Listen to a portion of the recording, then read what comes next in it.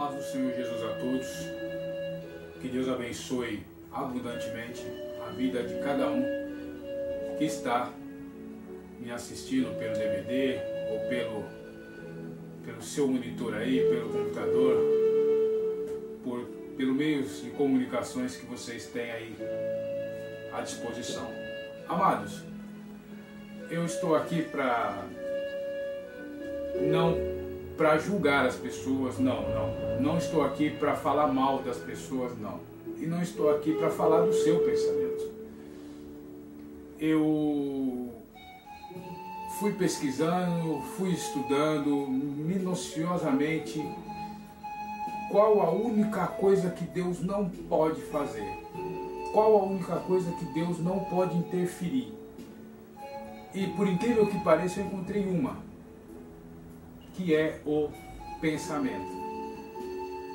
A Bíblia nos diz lá no livro de Gênesis, quem tem sua Bíblia que abra ela, o livro de Gênesis, o capítulo é o 1, o versículo é o 26, capítulo 1, versos 23. A palavra de Deus diz assim: E disse Deus, façamos o homem à nossa imagem, conforme a nossa semelhança. Repetindo, e disse Deus, façamos o homem à nossa imagem, conforme a nossa semelhança. Amados, aqui Deus já nos dá uma dica. Se Deus nos fez a imagem e semelhança de Deus, não igual a Deus, você pode mandar em Deus? Você pode mudar os pensamentos de Deus? Você pode mudar a vontade de Deus? Não. E assim como Deus também não pode mudar os seus pensamentos e as suas vontades. Nem Deus e nem o diabo. Quem Deus nos deu livre-arbítrio para que nós pensarmos, para que nós pensemos e para que a nossa vontade seja do nosso gosto. Mas nós temos dois pontos cruciais aqui, existem a vontade de Deus e a nossa vontade. A partir do momento que você levantou a mão e aceitou Jesus, agora você vai começar a fazer as vontades de Deus. Caso contrário, como diz por aí, tem as pessoas mundanas que fazem as vontades delas. Então, para provar para vocês que Deus deu livre-arbítrio e não muda seu pensamento, a não ser que você mude, olha só, no mesmo livro de Gênesis, o primeiro livro da Bíblia, escrito por Moisés, ele está nos livros chamados Pentateuco, é o primeiro livro da Bíblia. Lá no capítulo 4, livro de Gênesis, capítulo 4, o versos é o 6. Livro de Gênesis, capítulo 4, verso 6. O Senhor disse a Caim, por que tirastes? E por que descaiu o teu semblante? Se bem fizeres, não haverá aceitação para ti. E se não fizeres bem, o pecado jaz à porta. E para ti será o seu desejo, sobre ele dominará. Deus, se nós entendemos bem aqui, Deus fala com Caim antes dele cometer o homicídio, antes mesmo dele ir até Abel para convidar ele para ir para o campo, para ir lá cometer um assassinato. E muitos de nós pensamos que Caim matou Abel porque estava com raiva. Não, ele premeditou a morte do seu irmão. Por isso que Deus veio antes a Caim, porque a vontade de Caim no coração dele já era matar Abel. Então o pecado já estava batendo a porta. Deus não poderia interferir e falar, Caim, você vai matar Abel, por quê? Porque você está com raiva porque ele deu a melhor oferta? Mas Deus deu livre-arbítrio para que Caim decidisse o que ele iria fazer. E ele escolheu o lado ruim que todo mundo conhece, que foi o assassinato do seu irmão. Ele cometeu um crime hediondo, porque houve a intenção de matar. E Deus queria prevenir ele disso. Mas ele não escutou a Deus. Então, quando pessoas disserem, mas Deus vai mudar o seu pensamento. Não, Deus não vai mudar o seu pensamento. Deus vai arrumar formas de provar que ele está certo e você está errado. Você vai continuar a seguir o seu prumo, o seu ritmo. Se eu quiser hoje me pegar uma arma e dar um tiro na minha cabeça, não há nada que me impeça de fazer isso. Nem Deus e nem o diabo. O que Deus vai fazer para mim, o que Deus vai fazer para nós é mostrar que eu estou errado. E que a vontade dele não é que eu dê um tiro na minha cabeça, é que eu pegue a arma e deixe ela de canto. Porque é a vontade dele, porque eu levantei a mão para ele e aceitei a Jesus. Por que vocês acham que muita gente se mata? Porque é vontade própria.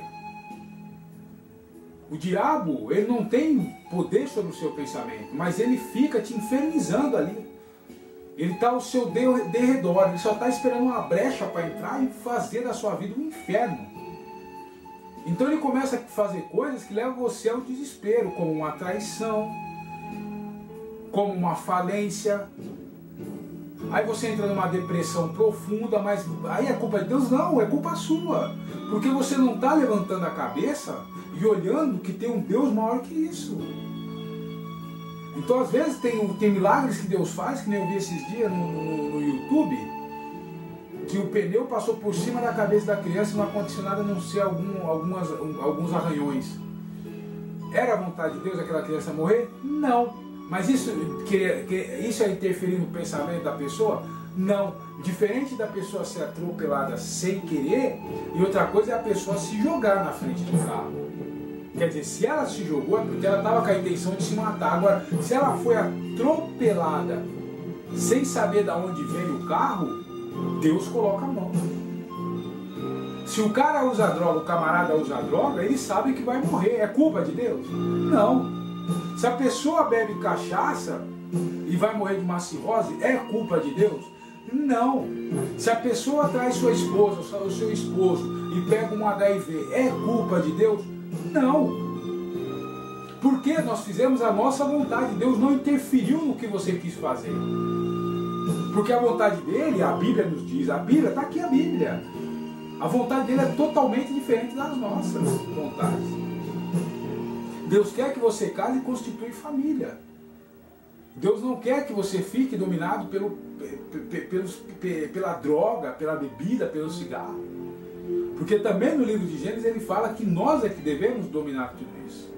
Ele deu poder para que nós dominássemos os animais, dominássemos as plantas. Ele nos deu poder para isso. Então nós não devemos culpar a Deus conforme a nossa vontade, os nossos pensamentos. Olha, eu estou a fim de correr a São Silvestre 45 quilômetros. Deus vai te ajudar. Vai te ajudar a chegar. Mas você fica ciente que você vai se cansar. Por quê? Foi vontade sua correr a São Silvestre.